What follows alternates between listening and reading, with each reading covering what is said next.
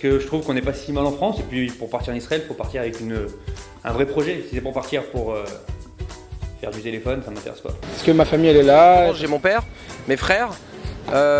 Donc aujourd'hui c'est ce qui me retient. Alors est-ce que j'ai envie d'y aller même si mes parents étaient déjà là-bas ou pas? Je ne sais pas, mais la question est que chacun a sa vie et voilà, on s'adapte en fonction d'eux. J'habite en France malheureusement, en Galoute. Pourquoi? Parce que je travaille en France et que mon métier je ne peux pas le faire en Israël. Je suis enseignant et j'aurais beaucoup de mal à enseigner en Israël, en hébreu. Moi j'habite en France parce que j'ai grandi là, donc forcément on s'est forgé une communauté ici. Mais étant donné que j'ai plus mes parents ici, du coup le but c'est de partir aussi. Si tu veux un jour. Parce que je pense que c'est pas mieux là-bas et c'est pas mieux ici aussi. Donc de toute façon, la vie elle est dure partout, que ce soit en Israël ou ici. Il y a des choix qui appartiennent à chacun et voilà pourquoi il y a encore autant de monde en diaspora. Pour autant, on se doit de remercier la France. Pas parce qu'elle nous a accueillis au moment où il a fallu le faire et que parce qu'il fait bon vivre en France. J'ai fait mon enfance dans ce quartier, j'ai grandi ici, mes amis sont là. Je pense pour la sécurité financière, je pense parce que aussi c'est compliqué de s'installer, de trouver un travail. C'est pas facile un changement de vie. Je suis pas du tout pour fuir la France. Je pense qu'il faut construire. Où qu'on ait choisi de décider de vivre, il faut construire là où on va, bien réfléchir. Parce que après, je suis né ici et je trouve moi personnellement que la vie en Israël elle est beaucoup plus dure. C'est tout un changement d'entourage, de travail, c'est un changement de vie. C'est sûr que ça serait beaucoup mieux qu'on soit tous là-bas, mais ça reste quand même compliqué. Il y en a pour beaucoup, c'est un choix personnel. Parce que peut-être qu'ils pensent qu'ils ont plus de chance ici, alors que c'est une grave erreur. Parce qu'il y a un certain confort, il y a des habitudes, il y a des choses qu'ils ne veulent pas que ça change. Et en fait, ils ne voient pas le côté bénéfique. Ça veut dire ils sont pas, je dis pas qu'ils sont pas attachés à Eretz Israël, je dis simplement qu'ils se disent que le côté bénéfique d'aller faire son aliyah, il n'est pas si conséquent que ça, et qu'au final, ils ont tout à perdre à aller en Israël, alors que moi je pense qu'ils ont tout à gagner. Je pense qu'au fond tout le monde a un peu l'envie, mais après ça fait peur au niveau pratique, au niveau financier.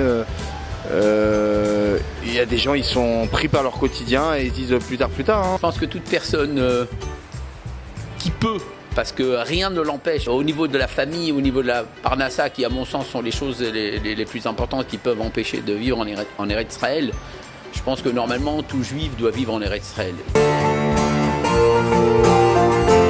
Très souvent, les juifs qui hésitent à venir habiter la terre d'Israël, c'est parce qu'ils ne savent pas où habiter.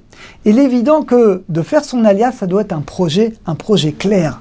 Aliyah veut dire une montée. Ça doit être une montée, une élévation spirituelle. Si quelqu'un vient en Israël, mais il va habiter dans une ville, il ne sait pas où il va étudier, il ne sait pas où sa femme va étudier, il ne sait pas où ses enfants, quelle école, et bien souvent, ça finira par un échec. C'est la raison pour laquelle le conseil le plus important, aujourd'hui, dans quasiment toutes les grandes villes d'Israël, vous avez des rabbinim francophones, ou vous avez des communautés, il y a des écoles également qui sont adaptées aux communautés francophones. Donc allez les rencontrer, trouvez d'abord une communauté où vous vous sentez bien, vous pourrez étudier, il y aura des cours pour votre femme, vous visitez les écoles qui seront, oui, adaptées à vos enfants.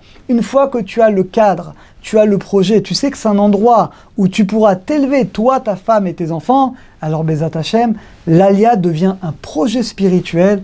Et Bezat Hashem, c'est ce qu'on souhaite à chacun d'entre nous, de réussir ce projet, afin qu'on ait tous le mérite de faire la mitzvah de Ishuv d'Eretz Israël, d'habiter la terre d'Israël, mais d'habiter dans l'élévation, bien entendu, spirituelle.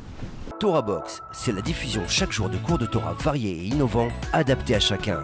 Grâce à une équipe investie et désireuse de diffuser la Torah à son peuple, des cours sont enregistrés chaque jour en studio, puis montés et diffusés. Avec des rabbinim de haut niveau, sur tous les sujets de la vie juive, paracha, pensée juive, halakha, couple, éducation, émouna, histoire juive. Et chaque semaine, une histoire exceptionnelle à raconter le Shabbat. De nouvelles émissions et débats innovants qui confrontent Torah et actualité. Des concepts de vidéos qui expliquent la halakha de manière ludique, divertissante et accessible. Et des programmes de Torah pour nos enfants. Torah Box, c'est du judaïsme sur mesure pour vous.